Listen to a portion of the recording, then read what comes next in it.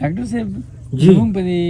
قوم کې چې کوم دی لکه دا بیماني او خرڅېدل دا ډېر زیات شوي دي لکه آخر د دې انجام به څه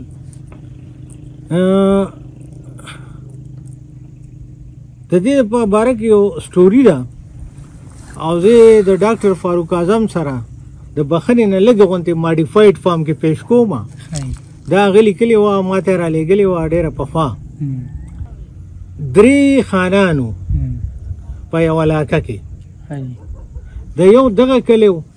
د بل هغه کلی و او د بل دغه ځای کلی و او 3 واړه ښه په مزه و د یو بل قدر عزت به یې کوو د یو بل میلمانه کېدل به یو بل له به تله راتلو او ښه خوشحاله ژوند دی او بېغمه خلک وو نه جنګونه وو نه فسادات وو نه بنیتۍ وې د هغه یو کلي هغه خان مړ شو نو د هغه ګڼ زامن وو نو هغه وی چې یاره که دغه پلانې خان ښه دی هغه بل خان یاد کو نو هغه ته وی چې یاره که ته ما سره ملګرتیا وکړې نو دا ځای مونږ قبضه کولی شو دا زما د پلار نه چې کوم میراث پاتې دی خو ستا سپورټ مونږ له پکار دی هغه ورته وی نه راځئ او زه به تاسو ته ډېر ښکلی دغه درکم او جینکۍ مینکۍ به یې ورته مخولې راخولې او شراب به هم پراته وو ډوډۍ به هم ښکلې وه هر څه عیاشۍ وې مزې وې چې کوم پاتې شو هلته نو هغې دغه بل خان وی چې هلکه هغه رونه د پلاني سره دغه شوي دي تاسو دلته راځئ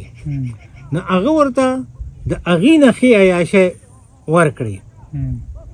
د دوی هلته په مزه شو نو په مخ کې روانو او ژوند یې ښه و ښه خوشحالۍ وې او مزې وې او خپل ځان ته هېر شي چې مونږ هم څه وو چې ښه عادت یې کړو په هغه مزو باندې او په هغه عیاشو باندې نو دغه خان ورته وی که ستاسو د خان سوچ دا و چې زه د دې پلار شم نو د دې دا کلی به زما شي که نه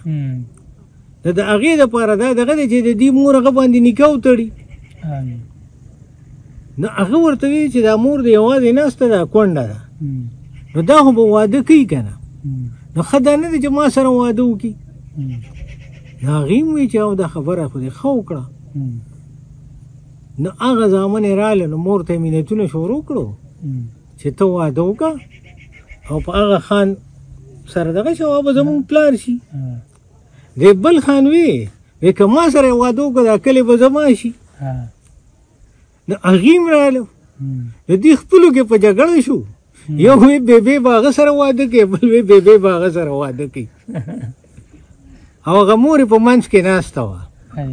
نو مور ورته وی خانې په شرابو باندې په جینکو باندې په عیاشو باندې خلک هر څه ورکوي خو مور نه ورکوي نو دا خوره چې د چا ده